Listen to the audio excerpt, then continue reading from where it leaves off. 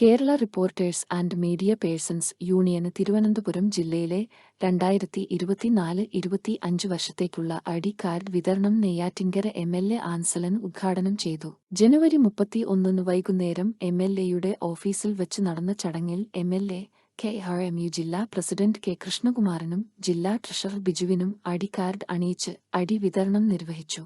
നമ്മുടെ ജനാധിപത്യത്തിന് ഏറ്റവും പ്രധാനപ്പെട്ടതാണ് കാര്യങ്ങൾ വസ്തുപരമായി അറിയുക എന്നുള്ളത്. തെറ്റ് ചൂണ്ടിക്കാണിക്കുകയും ശരികൾ കൂടുതൽ ശരിയിലേക്ക് കൊണ്ടുപോവുകയും ചെയ്യുക എന്നുള്ളതിൻ്റെ ഏറ്റവും പ്രധാനപ്പെട്ട ഉത്തരവാദിത്വമാണ് ഭരണ നിർവഹണത്തിൻ്റെ ഭാഗമായിട്ടുള്ള ലെജിസ്ലേറ്റീവും ജുഡീഷ്യറിയും അതുപോലെ തന്നെ എക്സിക്യൂട്ടീവും.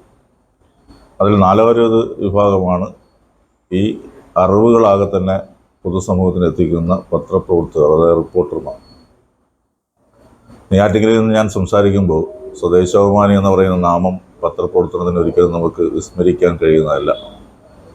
യഥാർത്ഥ പത്രപ്രവർത്തനം എന്താണെന്ന് നമുക്ക് ചൂണ്ടിക്കാണിക്കാൻ കഴിയുന്നൊരു മാതൃകയാണ് സ്വദേശാഭിമാനി. നിർഭയത്തോടുകൂടി കാര്യങ്ങൾ റിപ്പോർട്ട് ചെയ്യുന്നതിനും ആര് തെറ്റ് ചെയ്താലും അത് എതിർക്കപ്പെടേണ്ടതാണ് എന്ന് പത്രപ്രവർത്തനത്തിന് ഒരു പാത വെട്ടിത്തെളിച്ചതാണ് സ്വദേശാഭിമാനി. പക്ഷെ ഇന്നത്തെ മാധ്യമ പ്രവർത്തനം പലപ്പോഴും നമ്മൾ അത്ഭുതപ്പെടുന്ന രൂപത്തിലേക്ക് മാറിക്കൊണ്ടിരിക്കുന്നൊരു ഘട്ടമാണ്. പലപ്പോഴും റിപ്പോർട്ട് ചെയ്യപ്പെടുന്നത് കുറച്ച് ദിവസം കഴിയുമ്പോൾ വസ്തുതാപരമല്ലാതായി മാറുന്നു.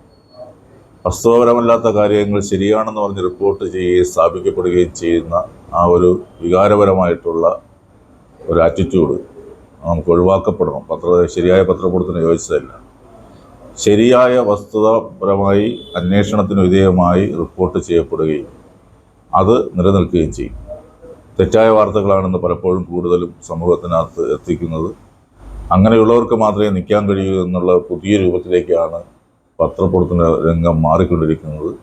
അതിനെതിരായി തീർച്ചയായും Kerala reporters media persons union ശക്തമായ നിലപാട് സ്വീകരിക്കും എന്ന് ഞാൻ പ്രതീക്ഷിക്കുകയാണ്. ശരിയായ പത്രപ്രവർത്തനമാണ് നമ്മുടെ സമൂഹത്തിൻ്റെ നിലനിൽപ്പിനാവശ്യം. ഒപ്പം തന്നെ പത്രപ്രവർത്തകർ എന്ന രൂപത്തിലേക്ക് അവർ ആക്ഷേപത്തിന് വിധേയരാകേണ്ടവരല്ല, അവഗണിക്കപ്പെടേണ്ടവരല്ല. അവരുടെ ജീവിതം, ഓരോ ജീവിതവും മുന്നോട്ട് കൊണ്ടുപോകുന്നതിന് അവർക്ക് ആവശ്യമായിട്ടുള്ള പരിഗണന ലഭിക്കേണ്ടതായിട്ടുണ്ട്.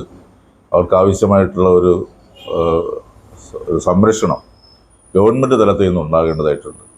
അതിനാണ് ഒരു യൂണിയനുമായി ബന്ധപ്പെട്ട് പരിശ്രമിക്കുന്നത്. തീർച്ചയായും നിങ്ങളുടെ ആവശ്യങ്ങളെല്ലാം തന്നെ നിങ്ങളുടെ ഡിമാൻഡ് നോട്ടീസിനകത്തുണ്ട്. ആ കാര്യങ്ങളിൽ ഗൗരവതരമായി ഇടപെടുന്നതിന് ബഹുമാനപ്പെട്ട മുഖ്യമന്ത്രിയെയും മുഖ്യമന്ത്രി ഓഫീസിലും ഈ കാര്യങ്ങൾ ഇടപെട്ട് വേണ്ട കാര്യങ്ങൾ ചെയ്യുമെന്ന് നിങ്ങൾക്ക് ഉറപ്പ് നൽകുന്നു. നന്ദി, നമസ്കാരം.